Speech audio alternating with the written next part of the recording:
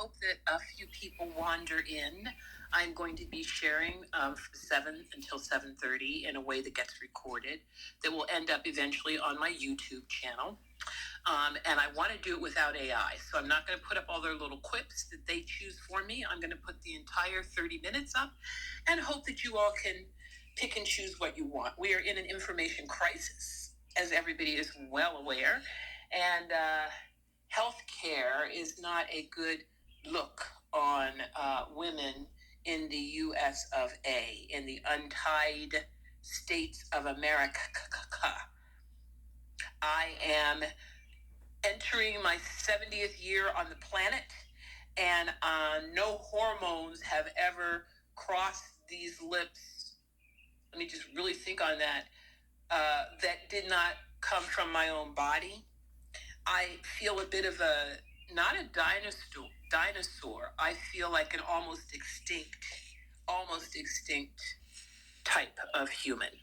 So, welcome, Phoebe, and I am so glad that you are well and participating tonight. Healthcare, women's health in AmeriKKKa 2026 is my topic for a rant, for a poetic share, and I come with the new moon, so I am very much in a mystical place of this is the time where we have lots of opportunity to start things anew. You know, the dark of the moon. Starting anew with the dark of the moon. This moon happens to be the moon that I pledged some allegiance to artistically. I made a calendar page for a calendar this year, and this is an Italian calendar, so the name, you got to name your own moon. I named my moon La Luna dell'Utero Fertile. So I named it the moon of the fertile womb, and wanted to use that art as an opportunity to really help women remember some things about their bodies. I am not chicken littling it. I am simply going to share from the heart that I feel that I did pretty well in my life with respect to my emotional range and my physical health. My mental health cracked and broke under the strain of an occupational hazard at a moment in my life, age 48, that mattered greatly to my, I'm going to say, initiation as a healing artist and as an artist healing. So at age 48, I shifted directions greatly, but it is not a victim story. The story of my suicide and my own survival is best told by me these days with the phrase Black Rainbow Phoenix Rising. I found a piece of art on the internet by Googling that phrase, and I use it as my avatar many places. These times require the wisdom of the elders. I am so excited that I just participated in a hybrid New Moon Women's Council. I called the council. The age range was 86 to 36 in the Zoom space and in live space at a nature center. I will continue monthly while I am in the untying states of AmeriKKKa to once a month at the new moon lead a 2-hour, facilitate space for 2 hours of sanctuary and counsel for people assigned female at birth with wombs, happy generally with this and their what's between their legs. Other people, other genders are welcome to attend. Should we have people meeting those criteria but not, we'll figure out how to do this. In other spaces that I have been that have used this level of non-Robert's Rules of Order, how do you keep spaces? How do you hold heartfelt spaces? Sometimes people gendered male have stood as gatekeepers outside of a sacred space and cued in the people who are going in, or been a bit of a, I'm not going to say barrier, a screen for who goes into spaces. And I am eager to continue playing with that. However, I am very aware that women's reproductive health has been influenced heavily by the business of someone around 2016 figuring out that women didn't know the word perimenopause. So they had to help us learn that word. And in helping us learn that word, they also suggested a whole bunch of things that were already happening in our lives for very complicated reasons. That they were all coming from hormonal imbalances and from something called perimenopause. So I am very jaundiced and cynical. I am not a neutral person when it comes to this topic. My intention is to present what it was like before all the hormones took over. Not only have I not had hormone therapy of any kind, that would be no birth control pills, no treatments for various hormonal imbalances like polycystic ovaries with hormone therapies, but I haven't had any psychiatric medications or medications that act on my brain. This is by luck and by design. No anti-anxiety medicines, no antidepressants, no short-term sleep aids, no longer-term sleep aids. So I'm presenting from a body that may be increasingly rare. And I believe you ought to have a right to hear what it's like out here with this body. One of the things is that menopause for me was a year transition that, of all the transitions in my life, that would be starting my menstrual period, that would be birthing my babies, big transitions, an abortion that I had, all of the big reproductive health transitions in my life. I have leaned towards the natural, and when I have gotten the more complicated allopathic solutions like 2 cesarean sections, there have been iatrogenic consequences. Are you with my words? Because my words are getting very, very, very high end. Let me just check here. And when Phoebe congratulates me on not having ingested them, that was also one of the red flags that made the Board of Registration in Medicine when they went after me. Not so much for my license as to whack me back into shape. I recognize in retrospect that that's what was supposed to happen when I was 48 years old and got attacked by the very system that I had imagined and hoped would help a doctor in crisis who had just survived a big emotional psychiatric health crisis, a suicide attempt. Did not happen. Sanctuary trauma, flash forward to now, I am thriving. And I want younger women to know, and particularly 35 to 45. Right now, the information on perimenopause is all new. This is a new phrase. It's a new idea. You ask women over 50, most of us don't even know what the fuck you're talking about, okay? And there are so many issues to be discussed and probed, but be careful not to stay up in your head because a lot of other things are going on. One, how many of you out there under the age of 35 have been on oral contraceptives, and what kind of effect has that had on your body? And do you know what it's like to cycle naturally without oral contraceptives telling your body what to do? If you've never done that and you've been on oral contraceptives for a year or more, I'm the one that never went on them at all, but I would certainly want my patients, my clients, my friends, and my family to take a break, and to take a break of 3 months every now and then. That just felt really reasonable and very sensible. Moving right along, there is a phenomenon that's very worrisome to me, but I don't know anything more than my paranoia, which is it worries me how hard doctors are pushing hormone replacement therapy, and how much I suspect they just don't know. It's not even like they're trying to be bad doctors. They just don't know what to do with a myriad of symptoms that women are coming in with that can be related to so many things in our life. But the bottom line in American women in 2026, all of us, stress. How much stress? Well, depending on how melanated your skin and how wealthy your wallet, you have a lot of stress, and everybody has stress, and people are dealing with it different ways. But to medicate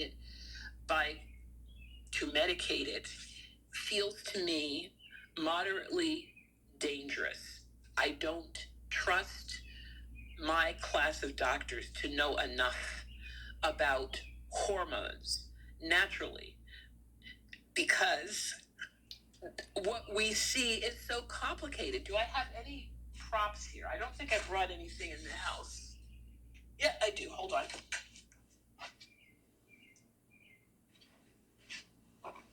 No, I don't. I had a whole show and tell that had to do with looking at essentially what a woman's cycle looks like while we are menstruating, and what it has to do to turn off, to be a postmenopausal woman who's not taking hormone replacement therapy. It's pretty impressive on your body doing all this up and down, but we are experiencing it, or you all are experiencing it. Well, I was experiencing it as hot flashes, and how important it was to make the room adjust to me. In my world, I saw two categories of women: women who were on hormone replacement therapy, and they could sit in a boardroom and they'd be fine. And the rest of us were wearing clothes that always had something around your neck that you could throw on or off. It felt like that was a common denominator, that keeping this part of your body under your own control helped. And for those of us who broke out head to toe with sweats, and how embarrassing that is in a public place, really notice how much hot flashes are related to how much stress is going on in our environment, and how sad it is that essentially American women do not have any space. We don't have any space for flexibility. Hormonally, we are willing to give that flexibility over to male or female doctors, but it's not their bodies. And we are willing to have them tell us the levels we should be at and why. I just posted a link before this program. I said it was One Room Schoolhouse because some of you might not want to have all this extra information, but I posted a link to the $1 billion Blind Spot podcast. And it is a woman interviewing an investigative journalist who has taken as her sweet spot the whole issue of menopause. Her podcast is called Hot Flashes Inc. And what I wanted you to pay attention to was the 30 minutes of menopause information crisis. She did the research. She was pretty unbiased. I am not unbiased. I come from a really want people to go natural place. So I just want you to know that right away. Listen to me, listen to what she says, listen to 4 other people with different points of view, because that's how confusing it is out there, and that's how little is known. What is known, though, is many of the things that we are using don't have long-term studies. And for me, long-term means 20 years. I mean, that's just in my own head. I'd like to see something around for 20 years. That's like a generation. You know, you get a person born before we start being expansive with how we're using it. Many things that are given to all of us, but particularly women, get used what's called off-label. That means this is not what it was approved to do, but doctors have found that it's useful this way, or drug representatives have peddled to doctors that it's useful this way, hint, hint, and that kind of lobbying goes on your body. That is another truth. to just be known. As I said, melanin matters, and so does wealth. So looking at what's happening at the lower ends of the socioeconomic brown and black spectrum, women are dying. What's happening at the upper socioeconomic ends of the economic spectrum with black and brown women, women are dying. So there's a medical apartheid thing that we have noticed that's very, very ugly. And it's hard for me to feel the victim place of people wanting to rank against each other. Let's all know that we all have very serious issues with healthcare, but some of us are actually dying, and some of us are being used as guinea pigs still 200 years into this country's modern medical care, and it matters. Good healthcare matters. Next issue for looking at U.S. women's health care, food is medicine. So this is a very challenging thing because we are going into a summer that the mystic in me says, strap on your seatbelts. We have famine all over the world, but I am talking about the United States of America and food shortages. I happen to be in a sweet little breadbasket, relatively speaking, here in the Connecticut River Valley, of New England. But where are you, and where are your food sources, and how far away are they coming from in trucks? And how long do you expect to be able to have bananas, avocados, if you are a New England, person? Oranges, if you happen to be coming in from Canada. I see that Canadian flag down there. So this is important because it's not just what we put into our bodies politically. It's that right now, over-processed food, ultra-processed foods are making us very sick in chronic ways that make money for people. So as long as our bodies make money for people being sick rather than being well, we're going to have difficulty figuring out what's good for us. But food as medicine says to me that this summer, pay attention to what happens along our food supply. Try to stay a couple of steps ahead and try to notice what's local. I am also looking at the same thing with respect to petroleum-based products and our medications. I've been saying this over and over and over again. People remember that the bottles and the plastics, they also need all of that petroleum. So we are facing all kinds of strange shortages. What is it that you need to stay healthy? And if you are not healthy, what is still in the way? I'm very concerned. The brainwashing I'm seeing on age. We don't talk about it, but it's age and it's death phobia. But first, it's age. Perimenopause with women 35 years old, worrying about symptoms that they're having, reflects this, but my ovaries are drying up and going away, and what am I going to do? ... The lack of space for women to share stories of our creativity and what is happening as those downs are happening for you. Maybe authentically, it's time to really pay attention to what your body is telling you about the stress levels. It's not that you are getting weaker or you're not such a strong person because at 35 or 40 or 45, you can't, the way you used to, fill in the blank. The amount of stress your physical body has been through and the amount of stress your emotional body may be living with that needs to release. All of that builds up. I like to remind us that we are not middle-aged by American standards until we're 36, 37 years old, 40, middle-aged. What demographic are you? And does your demographic expect to live to be 76, 79, 80, 81? But that's pretty much where most Americans I'm speaking to right now will land. So that's a nice chunk of change. What's the quality of your life for that quantity? This is where women get screwed.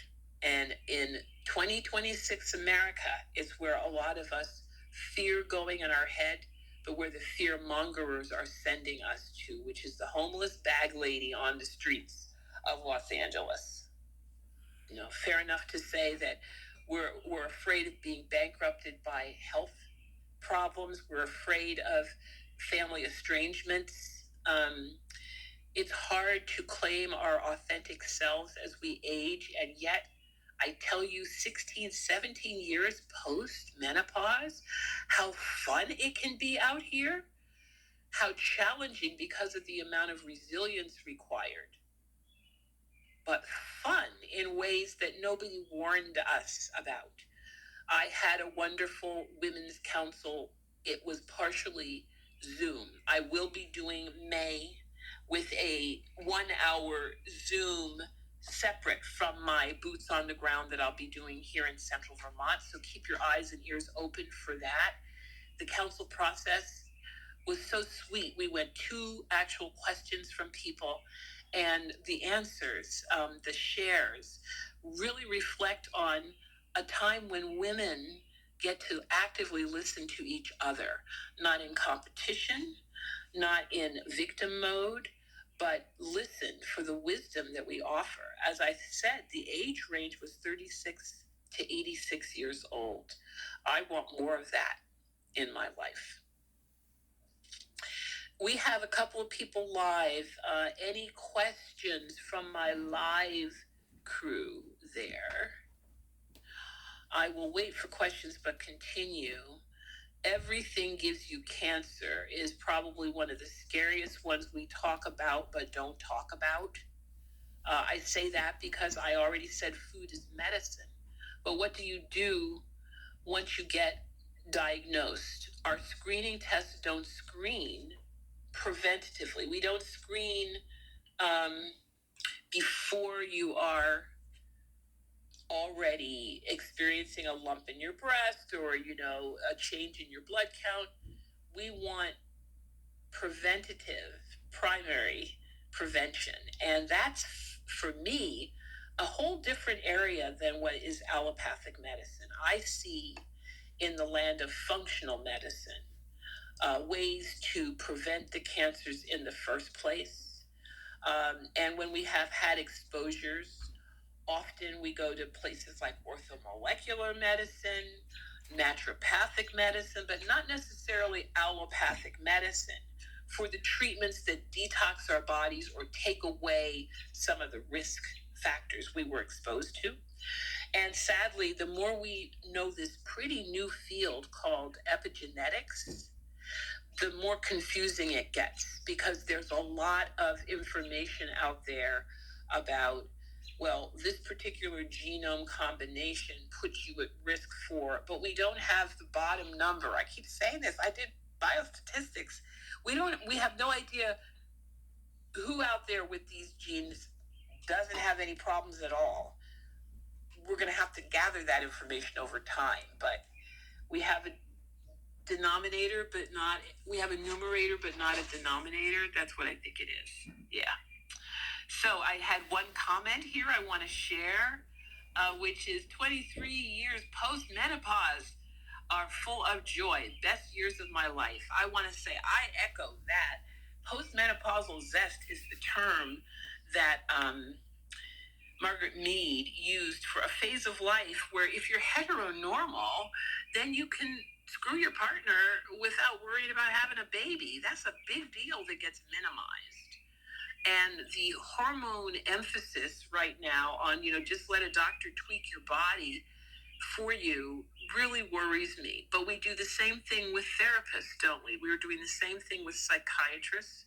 We're doing the same thing, and I am getting a little preachy here, but the whole alphabet soup of labels we put on ourselves or accept for cognitive issues, emotional balance challenges, and super stressed out minds worries me in this culture. And Again, I see people pretty happy with their labels.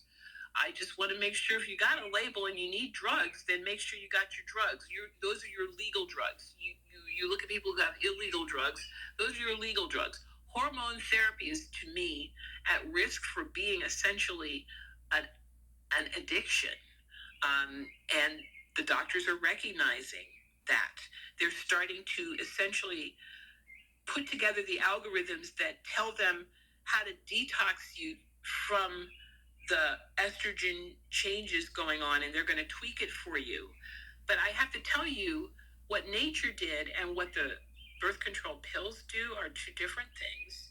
And we don't have great studies on people who've been on birth control pills for years without a break. I recently interviewed, and you can find it here, a woman who had years of endometriosis. Cut to the end of the story, she was able to deal with the fertility issues and has a biologic child out of her own womb. Bravo for her. Also, years of suffering and pain and misdiagnosis. And along the way, what happened to her was she got put on birth control pills, and it kind of silenced the symptoms, so they got really bad. And then when she got off birth control pills, not only were the symptoms of her endometriosis bad, but she didn't have a period for a full year. So again, these are the kinds of things we have to remember. When the birth control pill came on the market, they were ready to have us just have no periods at all right? The male doctors who were offering us contraceptive coverage, right, had a pill. You didn't have to ever have a period again, and women could not adjust to that emotionally, nor should we.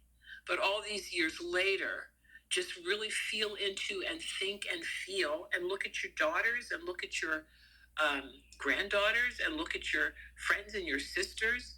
How are we all doing out there with respect to naturally cycling with the earth?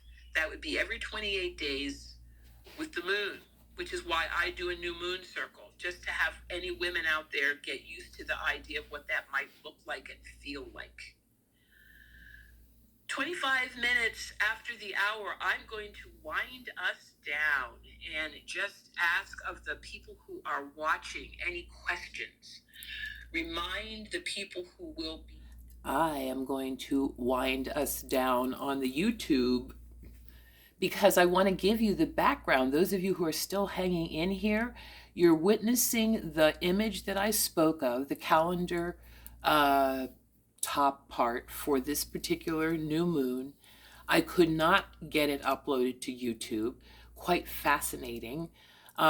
It's almost like AI or nothing at this moment, but it's not negotiable. So this is my stand-in, and I'm very happy that I got this out.